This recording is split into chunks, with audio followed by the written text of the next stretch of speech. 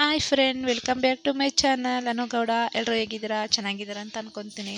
ಇದು ಮಾರ್ಗಶಿರ ಅಮಾವಾಸ್ಯೆ ಲಕ್ಷ್ಮೀ ಪೂಜೆ ವಿಡಿಯೋ. ಇದು 20ನೇ ತಾರೀಕು ಬಂದಿರೋದು.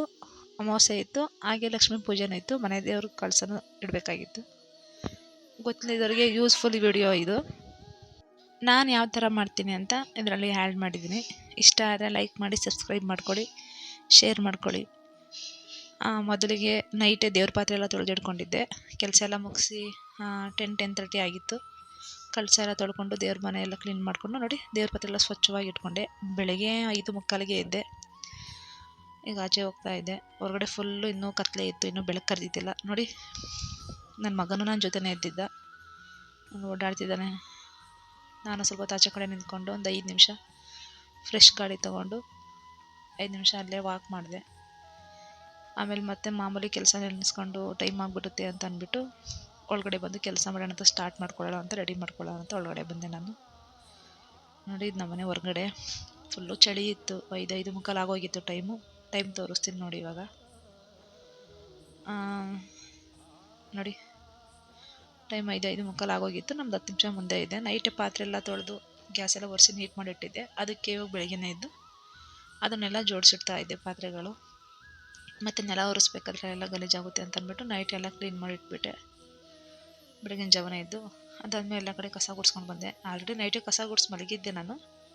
ಕಸ ಗುಡಿಸಿ ನನ್ನ ಮಗನ ಹಿಂದೆನ ನೋಡಿಯಲ್ಲಿ ಓಡಾಡ್ತಾ ಇದ್ದೆ. ಮಲಗು ಅಂದ್ರೆ ಮಲಗ್ತಿದ್ದಿಲ್ಲ. ನೋಡಿ, ಅಲ್ಲೇ ಬರ್ತಾನೆ, ಹಿಂಸೆ ಕೊಡ್ತಾಯಿದ್ದ.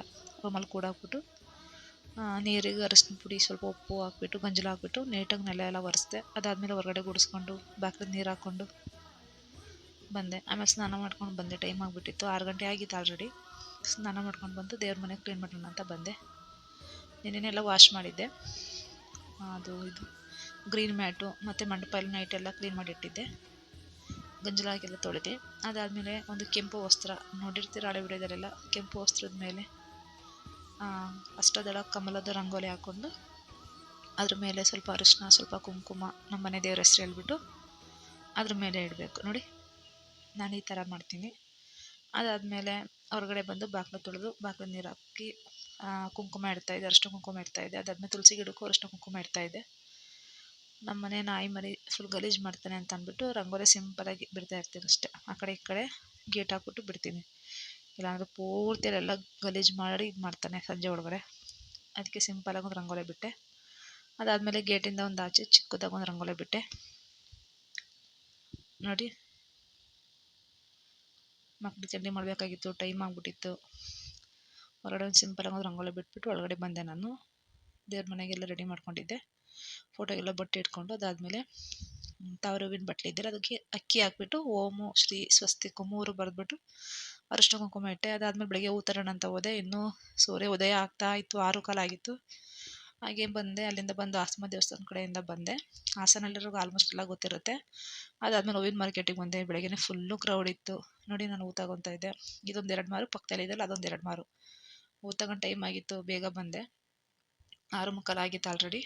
ಅದಾದಮೇಲೆ ಎಲ್ಲ ರೆಡಿ ಮಾಡಿ ಇಟ್ಕೊಂಡಿದ್ದೆಲ್ಲ ಕಳ್ಸಕ್ಕೆ ನೀರು ತುಂಬಿಕೊಂಡು ಮತ್ತು ಅಡಿಕೆ ಹೇಳಿದ್ದೀನಿ ಆಲ್ರೆಡಿ ಹಳೆ ವಿಡಿಯೋಗಳೆಲ್ಲ.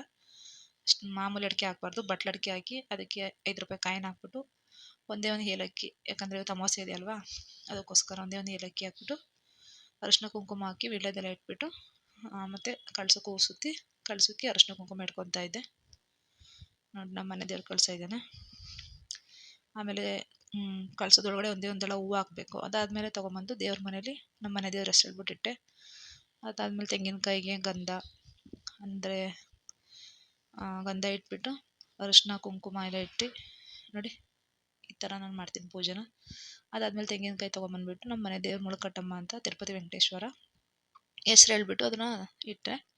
ಅದಾದಮೇಲೆ ಒಂದು ಅರಿಶಿನ ಕೊನೆ ಕಟ್ಟಬೇಕಲ್ಲ ಹೆಣ್ಣು ದೇವರಿಗೆ, ಅದನ್ನು ಕಟ್ಬಿಟ್ಟು ನಮ್ಮ ಮನೆ ವಿಗ್ರಹಗಳಿಗೆ ಅಭಿಷೇಕ ಮಾಡಬೇಕಾಗಿತ್ತು. ಇವತ್ತು ತುಂಬ ದಿನ ಆಗಿತ್ತು ಮಾಡಿ, ಈ ಮನೆಗೆ ಬಂದು ನಾನು ಮಾಡೇ ಇತ್ತಿಲ್ಲ. ಅದರಿಂದ ಅಭಿಷೇಕ ಮಾಡ್ತಾಯಿದ್ದೆ. ನೋಡಿ, ಗಂಜಲು ನೀರು ಬರುತ್ತಲ್ಲ ಅದು ಹಾಕ್ಬಿಟ್ಟು ಅದಾದಮೇಲೆ ಹಾಲು, ಮೊಸರು ಎಲ್ಲ ಹಾಕ್ಬಿಟ್ಟು ಪೂಜೆ ಮಾಡಬೇಕು. ನಮ್ಮ ಮನಸ್ಸಲ್ಲಿ ಏನಿದೆ ಕೋರಿಕೆ ಎಲ್ಲ ಕೇಳ್ಕೊಂಡು, ಆದರೆ ಅಮಾವಾಸ್ಯೆ ದಿನ ಮಾಡಿದ್ರೆ ಭಾರಿ ಒಳ್ಳೆಯದು.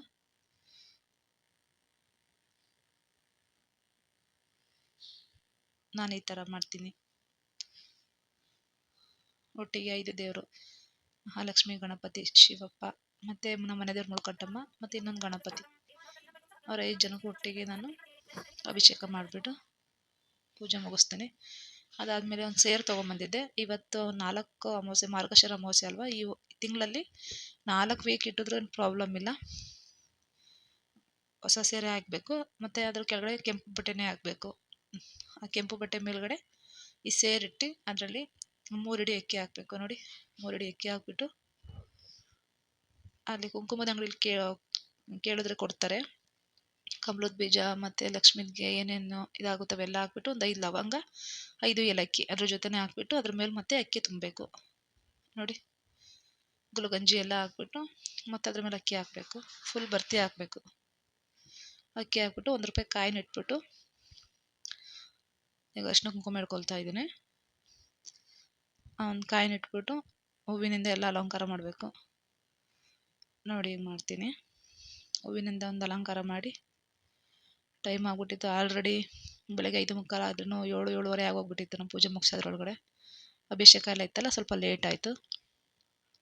ಅಭಿಷೇಕ ಎಲ್ಲ ಆಯಿತು. ಮತ್ತು ದೇವ್ರು ತೊಗೊಂಡ್ಬಿಟ್ಟು ಕಳ್ಸದ ಮುಂದೆನೇ ಇಟ್ಟಿದ್ದೀನಿ. ಕಾಣಿಸ್ತಾ ಇದೆ ಅನಿಸುತ್ತೆ ನೋಡಿ. ಲಾಸ್ಟಿಗೆ ಫೈನಲಿ ನಮ್ಮ ಮನೆ ದೇವ್ರ ಮನೆ ಈ ಥರ ಕಾಣಿಸ್ತಿದೆ. ನಮ್ಮ ಮನೆ ದೇವರು ವೆಂಕಟೇಶ್ವರ ಸ್ವಾಮಿ ಫೋಟೋ ಮತ್ತು ಅಭಿಷೇಕ ಮಾಡಿದ್ಮೇಲೆ ವಿಗ್ರಹಗಳು ನೋಡಿ ಕಾಣಿಸ್ತಿದೆ ಇವಾಗ. ಅದಾದಮೇಲೆ ಸೇರು ಕಂಪಲ್ಸರಿ 4 ವಾರ ಇಟ್ಟರೆ ತುಂಬ ಒಳ್ಳೆಯದು. ಹಣಕಾಸಿನ ಪ್ರಾಬ್ಲಮ್ಮು, ಫೈನಾನ್ಷಿಯಲ್ ಪ್ರಾಬ್ಲಮ್ಮು ಏನೇ ಇದ್ದರೂ ಈ 4 ವಾರದೊಳಗಡೆ ಕಮ್ಮಿ ಆಗುತ್ತೆ. ನಾನು ಈ ಗುರುವಾರ ಒಂದು ಟೈಮ್ ಆದ್ರೂ ಈ 4 ವಾರದಲ್ಲಿ ದಿನಕ್ಕೆ 1 ಟೈಮ್ ಆದರೂ ಊಟ ಬಿಡ್ತೀನಿ, ರಾಘವೇಂದ್ರ ಸ್ವಾಮಿಗೋಸ್ಕರ. ಅದಾದಮೇಲೆ ಹೂವಿನಿಂದ ರಾಘವೇಂದ್ರ ಸ್ವಾಮಿಗೆ ಅಲಂಕಾರ ಮಾಡಿ, ಸಾಯಿಬಾಬಾ ಅವರಲ್ಲೇ ಇಟ್ಟಿರ್ತೀನಿ, ಚಿಕ್ಕದು ಮೂರ್ತಿ ಇದೆ, ಅಲಂಕಾರ ಮಾಡಿ ಟೈಮ್ ಆಗಿಬಿಟ್ಟಿತ್ತು. ದೀಪ ಹಚ್ಚೋಣ ಅಂತ ಬಂದೆ. ನಮ್ಮ ಮನೆ ದೇವ್ರಿಗೆ ಫಸ್ಟು ನಮ್ಮ ಮನೆ ದೇವ್ರ ಹೆಸರು ಹೇಳ್ಬಿಟ್ಟು ದೀಪ ಹಚ್ಬಿಟ್ಟು ಅಲ್ಲಿಂದ ರಾಘವೇಂದ್ರ ಸ್ವಾಮಿ ಹತ್ರ ಹೋಗ್ಬಿಟ್ಟು ಅಲ್ಲಿ 2 ದೀಪ ಇಟ್ಟಿದ್ದೀನಿ. ಅಲ್ಲೂ ದೀಪ ಹಚ್ಬಿಟ್ಟು ಗಂಧದ ಕಡೆ ಬೆಳಗ್ತಾ ಇದ್ದೀನಿ. ಫೈನಾನ್ಷಿಯಲ್ ಯಾರಿಗೆ ಆದರೆ ತೊಂದರೆ ಇದ್ದರೆ ಈ ಅಮಾವಾಸ್ಯೆ ದಿನ ಈ ಥರ ಪೂಜೆ ಮಾಡೋದ್ರಿಂದ ಭಾರಿ ಒಳ್ಳೆಯದಾಗುತ್ತೆ. ಸೇರಿಟ್ಟಿದ್ದೀನಲ್ಲ, ಆ ಸೇರನ್ನ ಮುಂದಿನ ವೀಕು ಏನಾದ್ರು ಸ್ವೀಟ್ ಮಾಡಿಬಿಟ್ಟು, ಹಣಕಾಸಿನ ಸಮಸ್ಯೆ ಮತ್ತು ಹುಷಾರಿಲ್ದಂಗೆ ಆಗ್ತಾಯಿದ್ರೆ, ಭಾರಿ ಪ್ರಾಬ್ಲಮ್ ಆಗ್ತಾಯಿದ್ರೆ, ಮತ್ತು ಮನೆ ಮೇಲೆ ಯಾರಾದ್ರು ದೃಷ್ಟಿ ದೋಷ ಆಗಿದ್ರು, ಯಾರು ಏನೇ ಮಾಡಿಸಿದ್ರು ಈ ಪೂಜೆಯಿಂದ ಭಾರಿ ಒಳ್ಳೆಯದಾಗುತ್ತೆ ಫ್ರೆಂಡ್. ನೋಡಿ ಟ್ರೈ ಮಾಡಿ, ಭಾರಿ ಒಳ್ಳೆಯದಾಗುತ್ತೆ. ನನಗೆ ತುಂಬ ಒಳ್ಳೆಯದಾಗಿದೆ ಆಲ್ರೆಡಿ. ಅದಾದಮೇಲೆ ರಾಘವೇಂದ್ರ ಸ್ವಾಮಿಗೆ ಮಹಾಮಂಗಳಾರತಿ ಮಾಡೋಣ ಅಂತ ಬಂದೆ. ಸ್ವಲ್ಪ ವಿಡಿಯೋ ಮಿಸ್ ಆಗಿದೆ ದೇವ್ರ ಮನೆದೆಲ್ಲ. ಮನೆ ದೇವರಿಗೆಲ್ಲ ಪೂಜೆ ಆದಮೇಲೆ ರಾಘವೇಂದ್ರ ಸ್ವಾಮಿಗೆ ಪೂಜೆ ಮಾಡ್ತಾಯಿದ್ದಾರೆ. ಆದಷ್ಟು ಬೇಗ ಸಾಯಿಬಾಬಾರು ವರ ಕೊಡ್ತಾರೆ ನೋಡಿ. ಬೇಗ ಹೂವಿನ ಪ್ರಸಾದ ಕೊಟ್ಟರು ಸಾಯಿಬಾಬಾ ಅವರು. ರಾಘವೇಂದ್ರ ಸ್ವಾಮಿಗೆ ತುಪ್ಪದ ದೀಪ ಹಚ್ಚಿ ಆರತಿ ಮಾಡ್ತಾಯಿದ್ದೆ. ಹೋದ ವಾರ 7 ಬತ್ತಿ ಹಚ್ಚಿದ್ದೆ, ಈ ವಾರ 9 ಬತ್ತಿ ಹಚ್ಚಿದ್ದೀನಿ. ರಾಘಪ್ಪ ಎಲ್ಲರಿಗೂ ಒಳ್ಳೇದು ಮಾಡಲಿ. ಲಾಸ್ಟಿಗೂ ನಾನು ಪೂಜೆ ಮುಗೀತು. ಮನೆ ದೇವ್ರ ಪೂಜೆ, ರಾಘವೇಂದ್ರ ಸ್ವಾಮಿ ಪೂಜೆ, ಅಭಿಷೇಕ, ಲಕ್ಷ್ಮಿ ಯಾವ ಥರ ಪ್ರತಿಷ್ಠಾಪನೆ ಮಾಡಬೇಕು ಎಲ್ಲ ಹೇಳಿದ್ದೀನಿ.